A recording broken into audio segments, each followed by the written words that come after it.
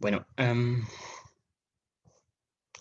bueno, hoy toca hablar un poco acerca de la constitución anatómica del riñón, más que nada. ¿Le podemos dar, por favor? Si bien, pues primero que nada hay que mencionar que el riñón se encuentra envuelto en una envoltura fibrosa, vaya la redundancia, que conoceremos o llamaremos cápsula renal. Y también se encuentra constituido por un parénquima. Cabe resaltar que parénquima, nos referimos a parénquima al tejido especializado o al tejido especial de un órgano. Podemos referirnos parénquima hepático, pues al tejido correspondiente al hígado. En este caso, pues el parénquima renal sería el tejido correspondiente al riñón. Y pues este parénquima está formado tanto por tejido propio del riñón como un estroma conjuntivo. Cabe resaltar que la definición de estroma o estroma conjuntivo es básicamente tejido conjuntivo cuya función es de sostén, es un tejido de sostén. ¿Le podemos dar, por favor? Bueno, no, perdón, no le des. Una disculpa. Bueno, hablando un poco más, permítanme, voy a anotar. Hablando un poco más acerca de la envoltura fibrosa de la que hablamos, que envuelve el riñón, pues esta, como podemos recordar que estudiamos, pues envuelve todo el riñón. Al momento de que llega a los labios bueno, a lo que Quirós menciona como labios del seno renal, pues esta envoltura fibrosa va a entrar dentro del seno renal para cubrir las paredes que se encuentran dentro del seno renal. Asimismo, también va a recorrer el trayecto de los cálices, va a alcanzar los cálices, perdón, y va a comenzar pues a tapizar, también va a tapizar las paredes de los cálices, los va a cubrir y pues de alguna manera los va a seguir. No nada más a los cálices, también esta cápsula renal se adhiere no se adhiere, perdón, esta también se introduce se introduce muy ligeramente al tejido propio del riñón y pues por último también continúa el trayecto o recorre una parte del trayecto de los uréteres o del uréter. ¿Hasta aquí alguna duda? ¿Sí se ve Bien, la... sí se- síguele. Ok, ¿le podemos dar, por favor? Limpiar.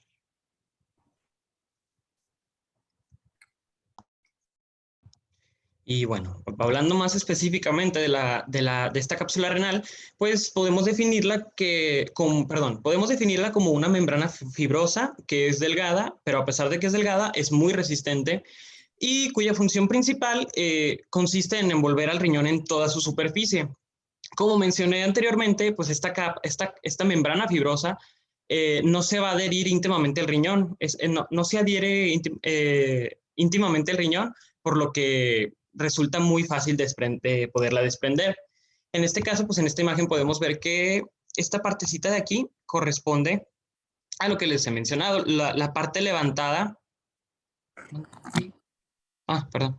La parte que vemos aquí un poquito levantada, pues es lo que corresponde a esta membrana fibrosa, que como podemos ver, pues reitero, envuelve a todo el riñón, pero pues no se adhiere a él al punto de no poderla desprender. ¿Le podemos dar, por favor? ¿Cómo se llama? Esta membrana fibrosa que correspondiente a la cápsula renal, pues también tiene sus propias relaciones. En este caso, pues mediante ¿cómo se llama? Mediante su cara externa o su parte externa, se va a relacionar con lo que conocemos como atmósfera perirrenal. Si bien recordamos de exposiciones anteriores, la atmósfera perirrenal es más que nada pues tejido célula-adiposo cuya principal función es fungir como, ¿cómo era? Perdón, fungir como medio Pues es un de amortiguación, sí. amortiguador, ¿sí? Funge como amortiguador del riñón, impidiéndole que se mueva, impidiendo que se dé el caso de riñón móvil. Y bueno, ¿cómo se llama? En la parte externa, pues, en la cara externa de la cápsula fibrosa, vamos a encontrar lo que conocemos como pequeños tractos fibrosos, que son los que se van a adherir a la fascia renal. De hecho, ¿le podemos regresar dos imágenes, por favor, Barragán? Para poder explicar esto. Otra, por favor.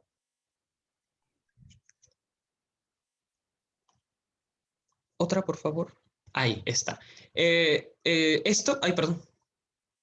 Esto es a lo que nos referimos con los tractos fibrosos. Estos son estos tractos de aquí que podemos ver, que provienen de la fascia renal, se van a adherir a la cápsula renal. Estos son los que les da un poco de fijación, pero no, en sí la cápsula renal no, ni tampoco pues el tejido celulodiposo. ¿Esto quedó claro? Bueno, ¿le podemos dar, por favor, Bárbara? Síguele, Sara, síguele. Sí, sí. Bueno. Y bueno, así como tiene relación con su cara exterior, también tiene o también posee relación con su cara interior. En este caso, pues por el interior se relaciona con el parénquima del riñón, con lo que conocemos como tejido propio del riñón, adhiriéndose a él a través de delicadas prolongaciones conjuntivas. Pues es lo mismo que les expliqué en la imagen. En la imagen de la derecha lo podemos observar. La parte interna, que sería pues, ahí donde está el puntito, se relaciona con el tejido propio del riñón, que sería pues, lo de adentro, por así decirlo. ¿Le podemos dar, Vargas? Por favor, compañerita. Y bueno, hablando ya del parénquima renal, hablando más propiamente del parénquima renal, perdón, tenemos que está constituido, tenemos que está constituido, perdón, tanto por el tejido propio como un estroma conjuntivo intersticial. Ya necesitamos tener presentes que pues, el significado tanto de parénquima, perdón, como de estroma. Y bueno, estos dos tipos de tejido, por así decirlo, nos va a resultar muchísimo más fácil tanto observarlos como analizarlos y encontrarlos en dos zonas distintas dentro del riñón, que sería, bueno, Quirós las maneja como zonas tanto cortical, que vendría siendo pues todo lo que corresponde a la corteza renal, que es lo que acabo de marcar en rojo, y también tenemos es la periferia del tejido renal, la corteza, y la médula ya es la parte interna. Así es, ¿sí?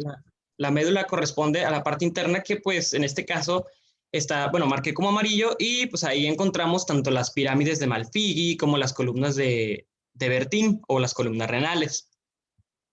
Vamos a hablar un poquito más acerca de esto. ¿Le podemos dar ahora? Si bien vamos a iniciar con la zona cortical, la correspondiente a la periferia, como dijo el doctor, o a la corteza, como lo queramos ver. Reiterando, hay muchos autores que pues, lo llaman de diversas maneras, diferentes, pero pues en este caso se prefiere llamar zona cortical o también periférica. Las características principales de esta zona es que posee un color amarillento y va, como les mencioné, pues corresponde u ocupa toda la parte que corresponde a la corteza del riñón. Y bueno, esta zona se prolonga hacia adentro, o sea, con dirección hacia el seno renal mediante ¿cómo se llama? Perdón, entre las pirámides de Malpighi, formando las columnas de Bertin. En este caso, pues, podríamos decir que siguiendo el trayecto de la corteza renal y esta prolongación que se dirige hacia el seno renal es lo que conocemos como, o lo que vamos a definir, perdón, como las columnas de Bertin. Y bueno, puntos importantes de la zona cortical o de la zona periférica o corteza renal, como le queramos llamar, es que en esta parte o en esta zona se van a encontrar los corpúsculos renales o los glomérulos de Malpighi y los túbulos renales. Y bueno, hablando un poquito acerca de la fisiología, que pues, no lo vamos a tocar muy a fondo, pues esta zona también resulta importante, ya que en esta zona los riñones sintetizan o forman la eritropoyetina, importante pues para, como sabemos, para la sangre, ¿no? ¿Le podemos dar, por favor? ¿Algo no ha quedado claro aquí o...? Síguele, síguele. ¿Podemos dar, por ya favor? explícanos la sustancia medular. Sí, sí. Bueno, entramos a zona medular, como mencionó el doctor, también llamada substancia medular. Esta zona es lo que corresponde a las pirámides de Pero ahí Malpighi. necesitas la figura 213 del Quirós para que lo puedas explicar bien. Sí, la tengo en la que sigue, doctor. O sea, sí la vamos a explicar. Bueno, sí, me puedo saltar ya a lo principal, no se preocupe. ¿Sí? ¿Nos podemos saltar a lo que sigue? Barragán, por favor.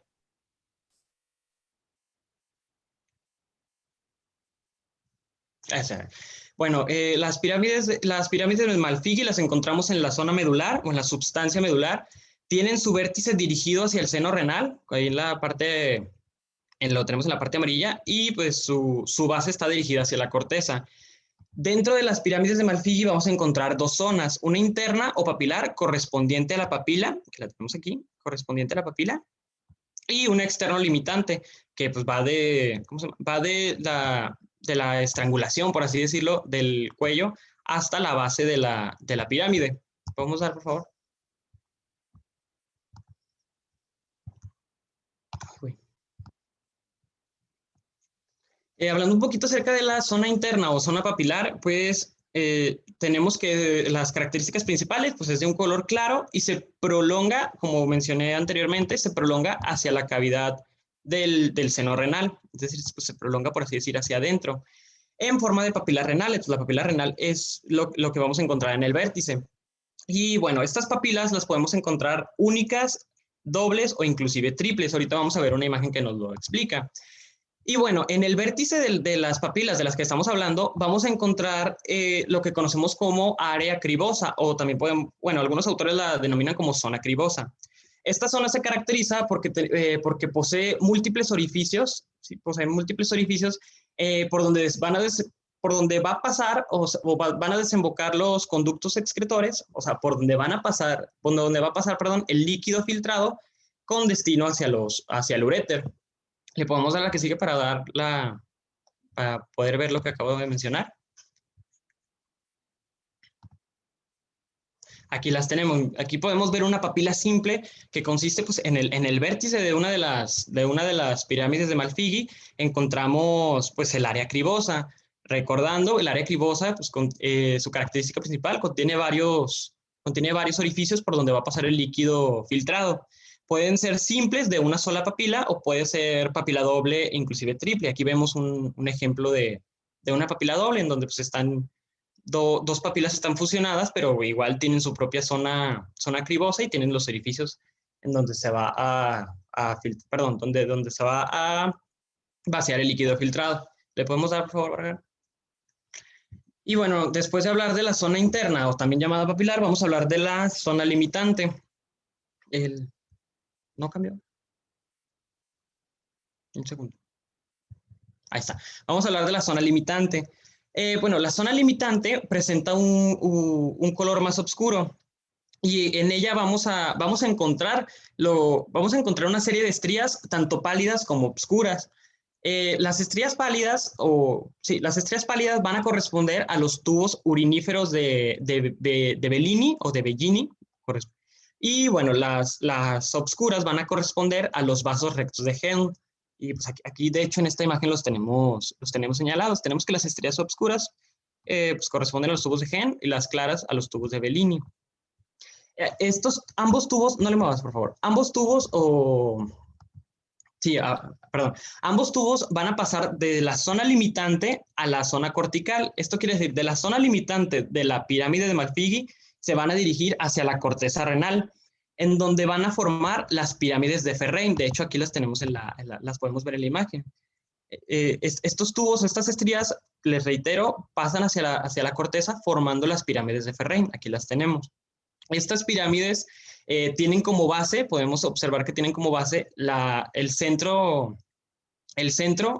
sí, bueno, más bien tienen como base el inicio de la pirámide de Malpighi. Lo voy a señalar para ustedes. Tienen como base el inicio de la pirámide de Malpighi, aquí lo podemos ver, y su vértice se haya dirigido hacia la corteza renal. Y bueno, también hablando un poco de lo que menciona Quirós como laberinto, encontramos este laberinto también en la corteza, en la zona periférica, en la corteza renal. Y bueno, este laberinto también lo tenemos, perdón, lo tenemos señalado aquí. El laberinto está conformado tanto por vasos sanguíneos, los corpúsculos de Malpighi y los diferentes tubos uriníferos. ¿Le podemos dar, por favor, Baran? Vamos a borrar esto.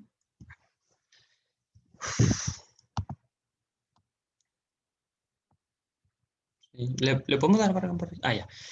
Y bueno, vamos a utilizar la imagen de Quirós porque me parece un poco mejor para describir la función que tiene cada uno de los, ¿cómo se puede decir? Cada uno de los conceptos que mencionamos. En este caso, pues tenemos, es que esto no se borra, no sé por qué. Un segundito. Bueno, no se quiere borrar. Total, tenemos aquí que el líquido de excreción filtrado, pues en este caso va a ser la orina, que se filtra en los glomérulos, lo tenemos aquí, bueno, lo tenemos señalado por Quirós. El líquido filtrado por los glomérulos pasa a una porción estrecha que vamos a conocer, esta porción estrecha la vamos a conocer como, ¿cómo era? Tubo contorneado, sí, que es el tubo, la vamos a conocer como tubo contorneado. El tubo contorneado, pues es una porción estrecha del tubo urinario inicial.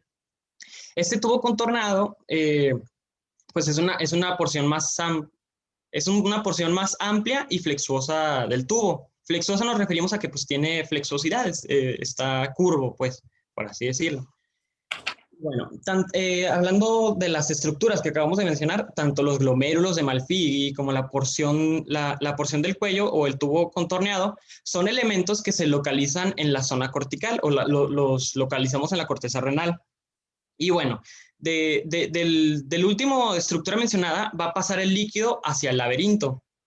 Después de pasar el trayecto por el laberinto, el líquido va a pasar a un tubo más delgado con dirección a la zona papilar o con dirección hacia abajo. ¿Cómo se llama? Este tubo delgado que les digo que va en dirección hacia la zona papilar, lo vamos a denominar o está denominado como rama descendente del asa de Henle. Bueno, una vez que llega a su destino, este tubo cambia bruscamente de dirección, lo podemos observar aquí, solo que ya no me dejó, no sé por qué, pero ya no me dejó escribir, pero lo podemos observar ahí donde tenemos el asa de Henle, es donde el tubo cambia de dirección bruscamente hacia arriba. Les reitero, cambia bruscamente de dirección dirigiéndose no hacia arriba, sino hacia la zona cortical, y pues así se forma el asa de Henle. Cabe destacar que el asa de Henle está ubicada en la zona limitante de la pirámide de Malpighi. Es asa de Henle, ¿no? De Henle, no de Henle. De Henle, perdón, hacia el asa de Henle. Cabe destacar que el asa de Henle está en la zona limitante de la pirámide de Malpighi. Y ya para terminar, pues siguiendo el trayecto del líquido, del asa de Henle, el líquido va a desembocar en lo que conocemos como tubo de unión. Este tubo de unión desemboca en un tubo colector, que también lo conocemos como tubo de Bellini. Varios de los tubos de Bellini, varios tubos de Bellini se van a converger, se van a unir, se van a atravesar formando los conductos colectores principales. Estos conductos colectores principales van a desembocar en la zona que mencionamos antes, llamada zona cribosa o área cribosa, y mediante los orificios que encontramos en esta área van a verter la orina en el cáliz correspondiente, del cual van a pasar al uréter, y de ahí pues, van a seguir su trayecto hacia la excreción total de nuestro cuerpo, o bueno, afuera de nuestro cuerpo. Y pues eso sí. Los primeros son los cálices, son dos, tres cálices, luego es la pelvecilla. La pelvecilla renal, y luego después de la pelvecilla ya sigue el uretero, ¿sí? Y eso viene siendo el sistema excretor de la orina o sistema excretor del riñón, ¿sí? Y todo esto pues viene a formar lo que es el glomérulo, ¿sí? Que es la unidad anatómica y funcional del riñón. Y así es como se filtra la orina, ¿no? Para ir quitando todos los componentes que se van a ir filtrando ahí, ¿sí? Ya cuando lleven fisiología y todo, bueno, van a ver que es algo complejo todo el funcionamiento del riñón, pero es muy, muy maravilloso, ¿verdad? Todo lo que es la función renal. ¿Qué más? Ya sería todo de mi parte, doctor. Muy bien.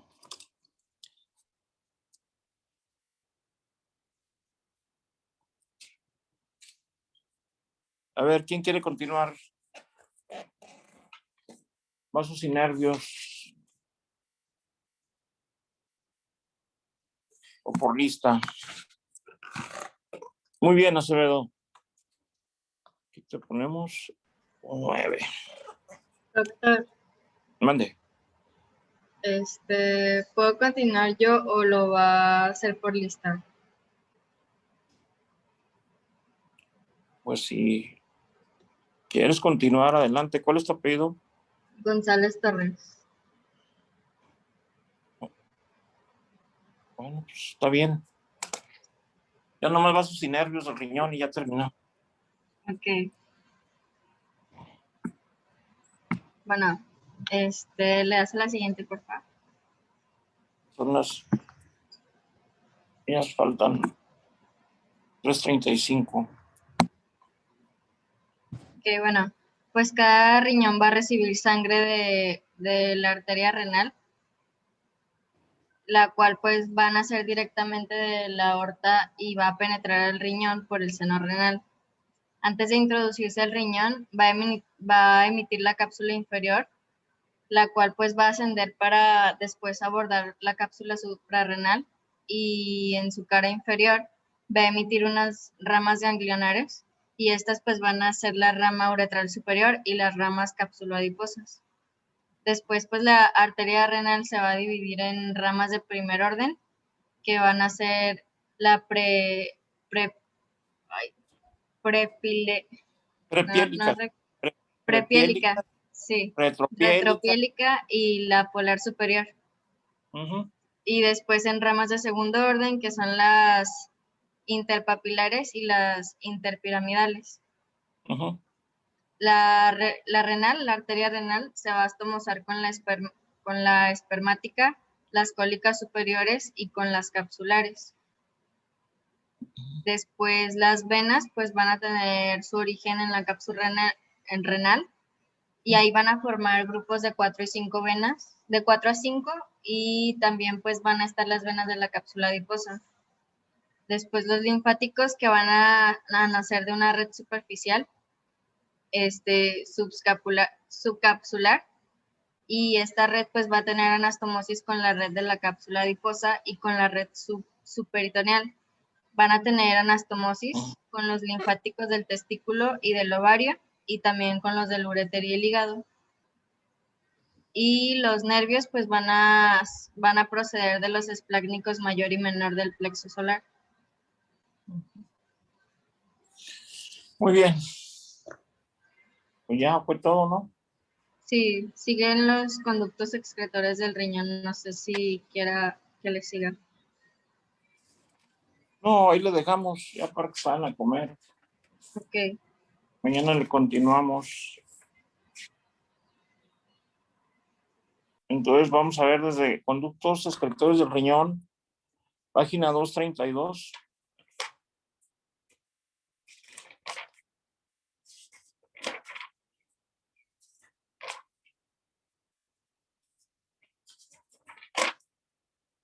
Hasta antes de vejiga, página 242. Está tranquila la clase para los que no han dado muchas clases, pues se animen, ¿sí? Lo complicado es la posición anatómica. Pero esto ya está tranquilo y a ver, mañana si se animan. ¿Algún comentario? ¿O alguna duda? ¿O algo que quieran agregar, jóvenes?